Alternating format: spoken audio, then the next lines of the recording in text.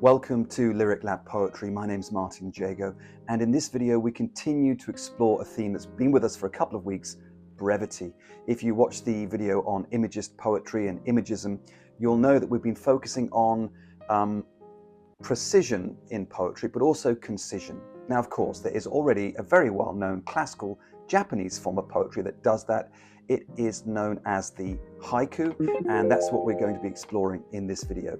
The first thing to say about that is that the Japanese language, and I don't speak Japanese, but I can and have read about the structure of the language, it is, of course, completely different to English.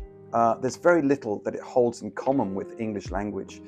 And that's an important thing to remember when approaching the English language haiku. And I always think of it as the English language haiku, not haiku, because it's not doing exactly what the Japanese original does.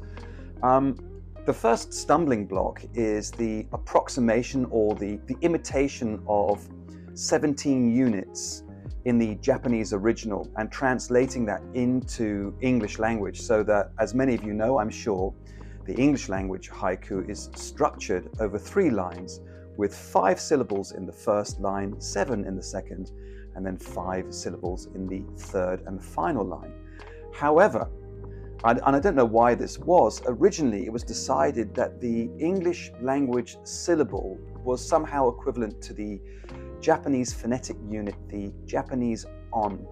These are actually much shorter than English language syllables. They come very rapidly together, and basically Japanese grammar is a lot more compact than English grammar, so you can express more with fewer sounds. Therefore, this 5-7-5 structure might not be the best representation of what the poetry is trying to do in the source language. And I mention that because some people are slavishly adherent to this rule. A haiku has 5-7-5, only 5 syllables in the first line, 7, then 5. That's it, no deviation. Actually, if you think about the whole premise, the whole idea is based on a very loose imitation of the original, and that I think we should really be thinking of this structure more along the lines of short, long, short. So it doesn't matter so much whether you've got 5 syllables in the first line or 3 or 4. The idea of the haiku is that it captures a fleeting moment, almost in one human breath. And that's also why in Japanese that or at least one of the reasons why the form is not punctuated. However, there are a couple of other elements that we should pay attention to when thinking about what the English language haiku does, especially when we are telling ourselves, well, it's doing this because it does that in the original form. A couple of things to mention about the haiku in its original form. In Japanese haiku are poems of and about nature, and they include a kigo or kigo word, which is a season word, a word that references a season. It doesn't need to be the name of a season, but it captures or reflects or tells us or shows us that season is present in the poem. The Japanese form also includes something that we don't have in English, and that is the kireji. Kireji is translated roughly as a cutting word. This is a word that comes at the end of a phrase or the beginning of a phrase and represents a kind of pause within which that pause is imbued with maybe a sense of stillness, or it could be imbued with joy or sorrow. It could express a kind of surprise or exclamation. And I mention that word because, of course, in English, the only very loose equivalent we have is a point of punctuation. And again, you'll get some haiku purists saying, well, you can't use punctuation because it doesn't do that in the original form. Well, if that's your feeling, then go and write haiku in Japanese. If we're making an English language haiku, we have to try, if we're trying to, even in a loose way, trying to capture some of the essence of the original, then we have to think about that kireji word. It's almost like a pause, a word that represents a pause within which you're being shown a feeling or response. Our pauses are just that. They're pauses that we fill the void with our thoughts and reflections.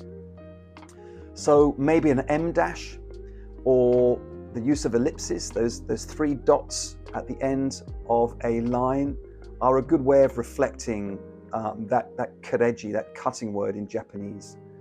So those are the elements of a Japanese language haiku, and then the English language form. As I said, I think it's better to interpret the 5-7-5 structure in looser terms. So think of it as short, long, short. You can use an em dash or a point of punctuation, and where you place that is very important in terms of what your poem is trying to achieve. I always think about haiku, an English language haiku, as a kind of fleeting moment within which there is a movement.